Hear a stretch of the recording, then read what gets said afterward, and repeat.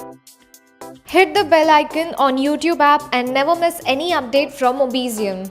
Welcome back to Mobizium, guys. I have Moto G5s Plus again in my hand, and as we know that Moto G5s Plus has become a sought after phone in the 15K mark, and so we thought of doing an in-depth test of this phone. We have used this phone for like 2 weeks now and we have pushed it to the maximum limit. Now let us see how it fares in our testing.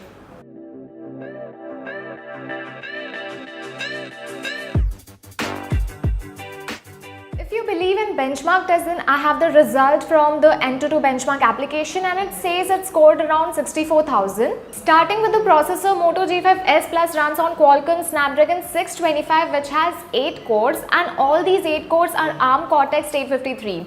This chip uses 14nm FinFET technology, and it reduces the power consumption to 35% as compared to its previous generation. We have faced no lag or slowdown as such, and multitasking was a breeze itself, but the main problem lies with the gaming part. The GPU on this phone is Qualcomm's Adreno 506, which is also designed to support Vulkan API, hence we expect better graphic results with this phone. We first ran Asphalt 8, which ran with some frame drops. The next game on our list was Modern Combat 5, which ran without any stutter. After that we played Nova, which also ran well. With graphic intensive tasks comes heating problems, right? But with the 14nm technology we faced no overheating as such. The 3000 mAh battery in this phone takes about 1.5 hours to charge from 10% to 100% using the turbo power charger, and the energy efficient chip makes the battery drain pretty slow. Like for about 15 minutes of Asphalt 8 it brought the battery down to 5%, and for 10 minutes of Nova it drained the battery by 4%. It is a good quality full HD screen with good amount of brightness, and the sunlight readability is pretty average.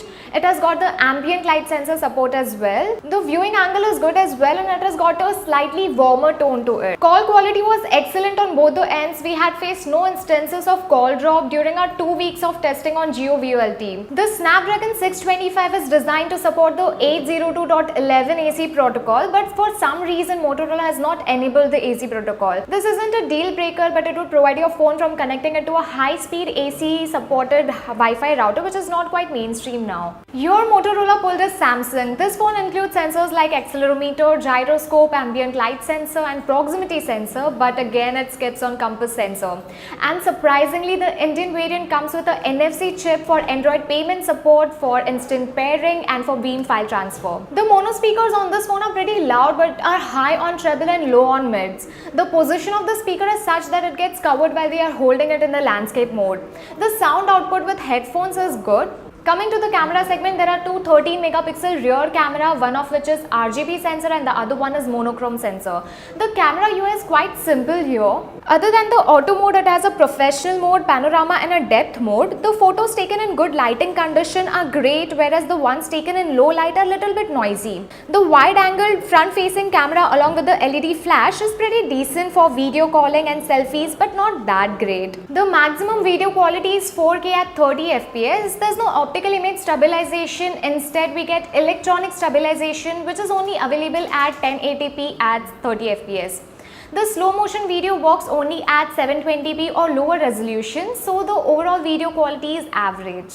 After using and testing this phone for about 2 weeks, we can formulate its pros and cons. The pros of this phone are its premium build quality, no overheating, fast charging and a decent camera for the price it comes with. Talking about the cons, it does not have a compass sensor, loudspeaker is also not that great, and updates. Yes, it is surprising to see updates on the cons list, right? But after Lenovo acquired Motorola has found skipping on the security updates, and lately they have released a list of devices which would get the Android Oreo update, but we couldn't see the 4th gen Moto G series as they had promised as well. But even if they provide the Oreo update, it would be too late considering their competition with MI A1 and Nokia 6. So this is all you need to know about the Moto G5s Plus. We have done a full review on this phone. The links are in the description. Do check it out. And if you want to listen our tech videos in Hindi, then we have come up with a channel Mobizium Hindi. Do subscribe to it as well. Thank you so much for watching. This is Ruchi Shah from Mobizium signing off.